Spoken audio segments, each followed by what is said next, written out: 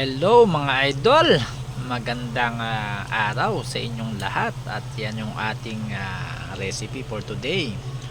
Upo na may hibe at saka yung buntot ng salmon mga idol.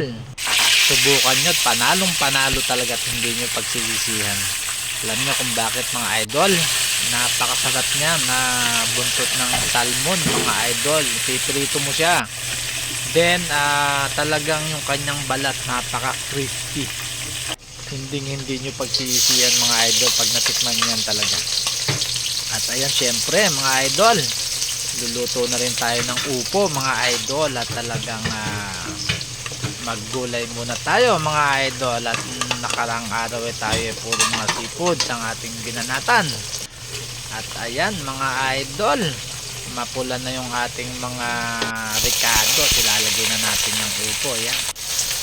At talagang na-miss natin yung upo mga idol, as in talagang isa sa yan mga ating laging hinahanap ngayon, mga gulay. At ayan, nilagyan natin ng cubes mga idol na shrimp. At ayan, syempre lalagay natin yan, napakaraming hipon mga idol. Ayan, galing pa ng Cagayan yan mga idol. Salamat uli Auntie Mel sa iyong mga pasalubong sa amin dito sa Manila.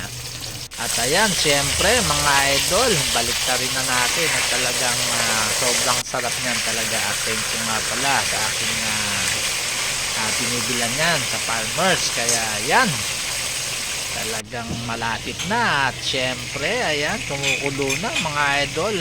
Partner yan, dalawa na yan. As in talagang napakasarap niya, promise. Talagang mapapa extra rice kayo, pero kahit hindi na extra rice, mamapak na lang kayo niyan. As in talagang mapaparami kain nyo. At ayan na ang finished product mga idol. Halina po kayo at samahan nyo kami sa hapagkainan. Maraming salamat po sa inyong pagtangkilik po sa akin. At sa mga silent viewers, salamat, bye bye.